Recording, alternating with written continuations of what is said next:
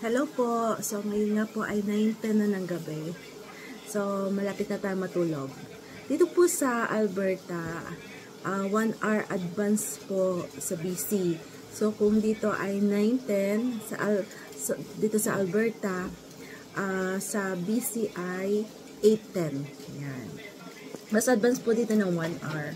So, sa Pinas naman, mas maano po ng isang araw. Yan. So, ganito po ang mga kaganapan kapag ganito na po ang oras. So, patulog na. Nagliligpit na ng plato si Habi. Kakakain. Yan. So, tapos na tayong kumain.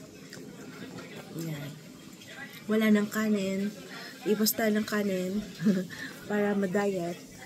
Carbonara na lang. So, fatty pa rin. Fatty food. So, ayan po, maingay ngayon. Kanya-kanya kami ng mga ginagawa. Ako nag-video. Si Habi ay nakikinig sa radyo niya. At si Imran naman ay nanonood ng TV. Yan. At nandito naman si Bumi. Bumi! Asan si Bumi? Bumi! Where's Bumi? Ito si Bumi. Ayan. Bumi. Ay, ayaw pumunta dito. Bumi, come, come. Come, come. Say hello. Say hello, Bumi. Hello. Hintay niyo si Kuya.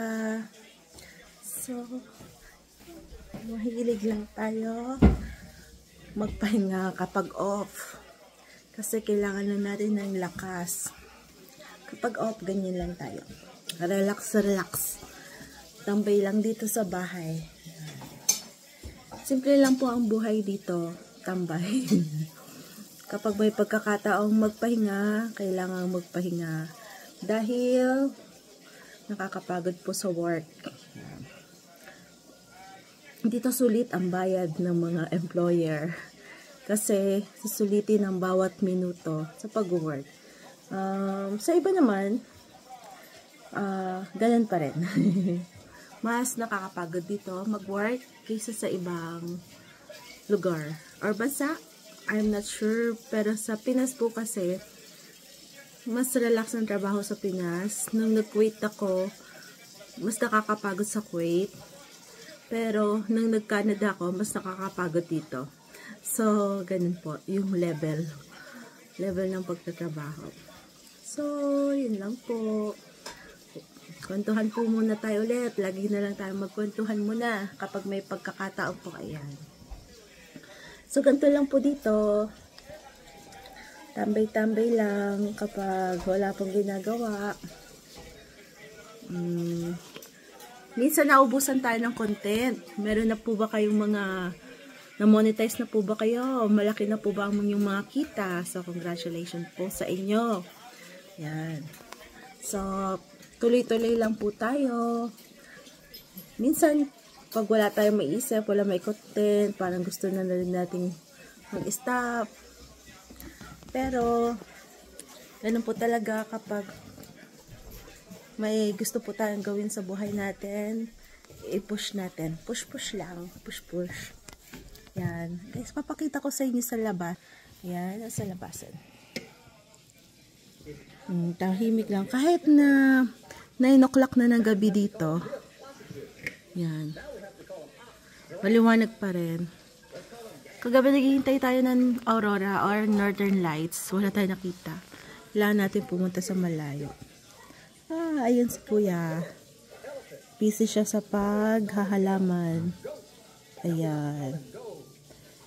Dinidiligan niya ang mga halaman.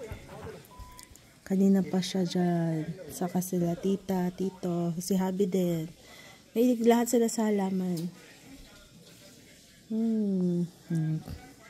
Ayan. Dilig-dilig. Nakikita niya po ba? Dilig-dilig. Yan. 9 o'clock na pero maliwanag pa rin. Dito. Yan. Pahinga lang po. Pahinga lang. At kain. Kaya tumataba lalo. Kain lang, walang diet. Sa Monday na ulit tayo mag-diet.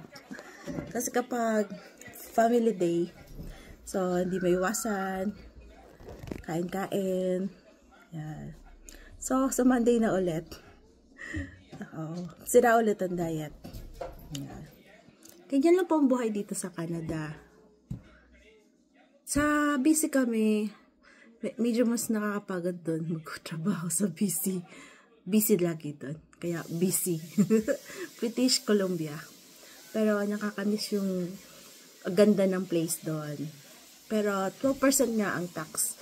Dito, halos hindi mo mararamdaman yung tax. Yung mga bilihan, ganun din yung presyo. Pero yung pinaka total kasi, katulad kanina, 93. 50 cents lang ang halos na ging tax or less pa ng 50 cents. So, hindi 12%. Kung nasa BC yun, 12% na ang tax. Ganon. $12 na rin ang tax kapag mga 93. So, yun po.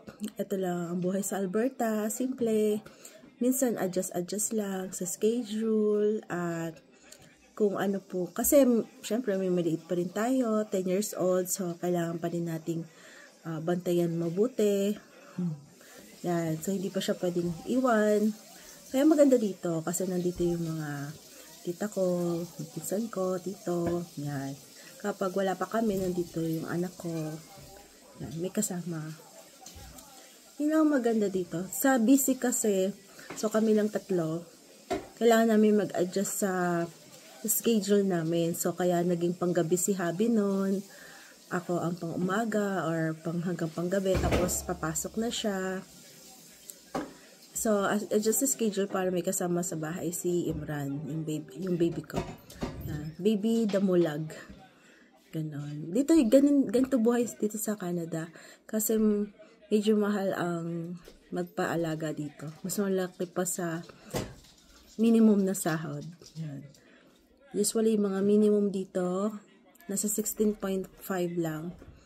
So, per hour yun. Kapag sa mga magpapaalaga ka sa mga childcare, 25 per hour yun. So, pwede mo namang ibawiin sa mga CCB or sa tax refund mo or sa CCB. Yan. Pero, hindi lahat. So, magastos pa rin. Sige po. Bye-bye po muna.